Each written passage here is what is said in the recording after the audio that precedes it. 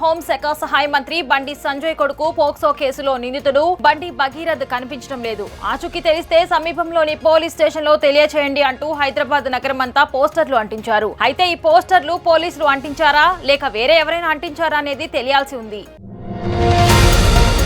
POCSO కేసులో నిందితుడు బండి భగీరథ్ పరారీలో ఉన్నాడని కనిపిస్తే వెంటనే పోలీసులకు పట్టించాలని హైదరాబాద్ మెట్రోలో కొంతమంది పోస్టర్లు పట్టుకొని ప్రయాణికులకు విజ్ఞప్తి చేశారు. ఎట్టి పరిస్థితుల్లోనూ భగీరథ్ ను అరెస్టు చేయాలని కొంతమంది ప్రయాణికులు సైతం డిమాండ్ చేశారు.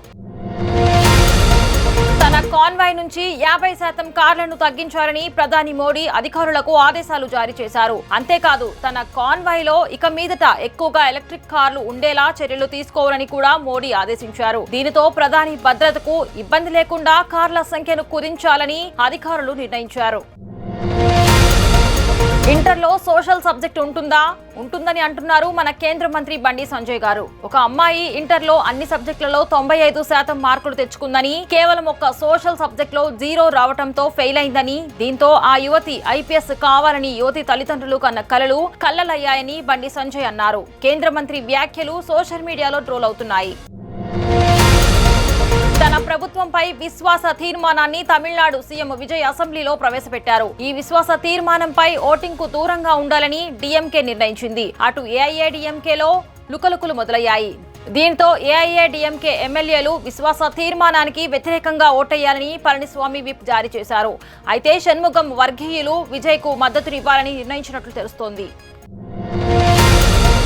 విదేశీ మారక ద్రవ్యాన్ని కాపాడుకునేందుకు వ్యక్తిగత వాహనాలను వదిలి ప్రజా రవాణాలో ప్రజలు ప్రయాణించాలని, సంస్థలు ఉద్యోగులకు వర్క్ ఫ్రం హోం ఇవ్వాలని, వీలైనంత వరకు మీటింగ్లు ఆన్లైన్ లోనే జరుపుకోవాలని మోడీ చెప్పారు. అయితే అదంతా ప్రజలకేనని, తనకు వర్తించదని అనుకున్నారేమో బీహార్ లో ఒక మంత్రి గారు. 100 కార్లతో రయ్యమని పర్యటనలు చేస్తున్నారు. మీరు కూడా ఒక లుక్ వేయండి. పోక్సో కేసులో ఇరుక్కున్న తన కొడుకు భగీరథ్ తాను ఏ తప్పు చేయలేదని తనతో చెప్పాడని కేంద్ర మంత్రి బండి సంజయ్ అన్నారు. మైనర్ బాలిక తాను ఫ్రెండ్స్ అని, ఇప్పుడు విడిపోయామని, అంతేకాని తప్పు చేయలేదని చెప్పాడని, అయినా తాను తన కొడుకును సమర్థించడం లేదని బండి సంజయ్ అన్నారు. తప్పయింది, క్షమించండి, ఏదో తెలియక జరిగిపోయిందని సినీ నటుడు అలీ అన్నారు. ఇటీవల ఘర్ అనే సబ్బుల కంపెనీకి అలీ చేసిన యాడ్ పై హిందువుల నుంచి విమర్శలు వచ్చిన సంగతి తెలిసిందే. సబ్బుల కంపెనీతో మాట్లాడానని, వారు ఆ యాడ్ ను తొలగించారని అలీ చెప్పారు. వైఎస్ జగన్ ప్రజావేదికను కూల్చివేయటం కరెక్టేనని జనసేన మాజీ నాయకుడు బొలిశెట్టి సత్యనారాయణ అన్నారు. ప్రజావేదిక ముమ్మాటికి అక్రమ కట్టడమేనని, కట్టేటప్పుడు తాము చంద్రబాబుకు చెప్పామని ఆయన వినిపించుకోలేదన్నారు. లక్షల కోట్లతో కడుతున్న రాజధాని అమరావతి విషయంలోనైనా అన్ని రకాల అనుమతులతోనే నిర్మాణాలను జరపాలని చంద్రబాబుని కోరారు.